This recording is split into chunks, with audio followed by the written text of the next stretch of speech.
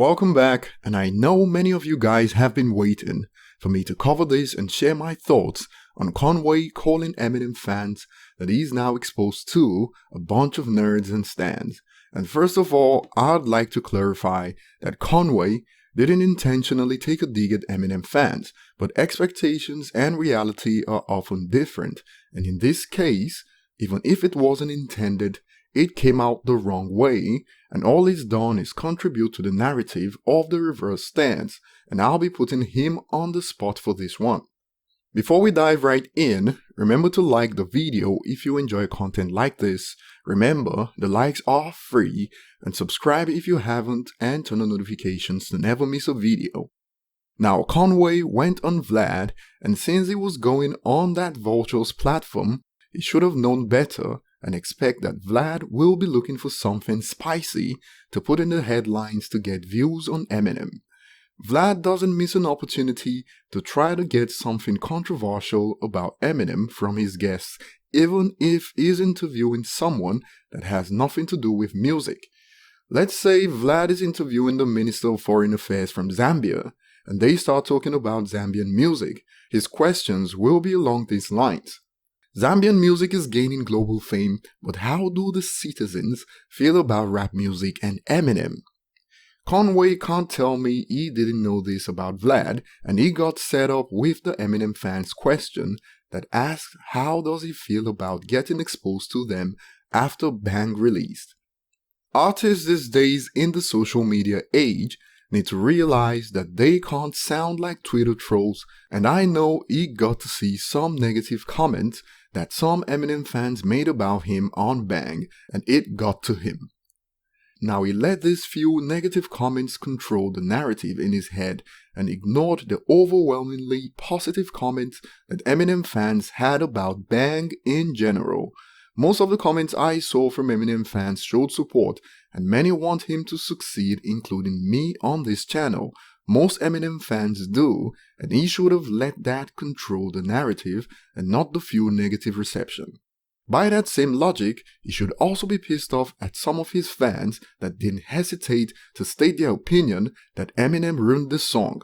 In fact, when he posted about Eminem on Twitter initially, I made a video on it, and I didn't find even one Eminem fan sending negative comments his way, but I found a few that said he shouldn't have done the song with Eminem. But of course, since negative comments stick out like a sore thumb, it got his attention, and he ended up calling Eminem fans a bunch of nerds and stans that don't understand Griselda. That's the problem with generalizations directed at a fan base. Some are more sensitive than others, and if they showed him support initially and wanted to give him a chance, he's made the decision for them that they can move on by referring to everyone as bunch of nerds and stans. That statement also furthers the narrative that Eminem fans only listen to Eminem, and like I said earlier, it got caught off guard by Vlad and fell for it. Vlad doesn't mind creating friction. He's got no affiliation with Shady Records and Conway, so this is a win for him, and there's only one loser here. That's Conway, since he has nothing to gain from that statement, and a lot to lose from that statement.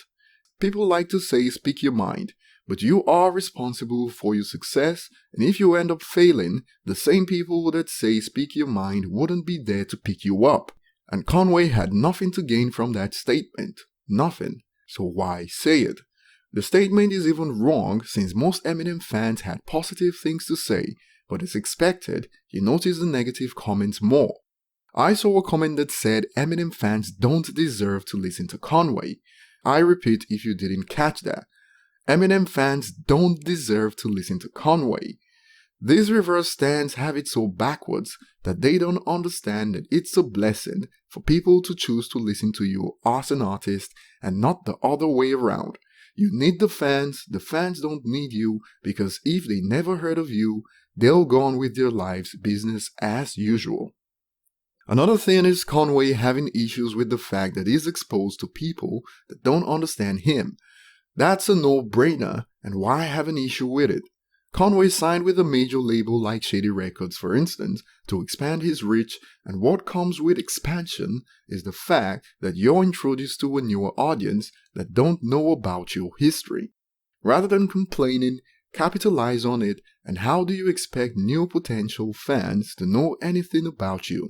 The whole segment of the interview with Vlad is certainly detrimental to Conway's career, even if it wasn't intended, and here are some facts I'd like to share with you guys about Conway after Bang.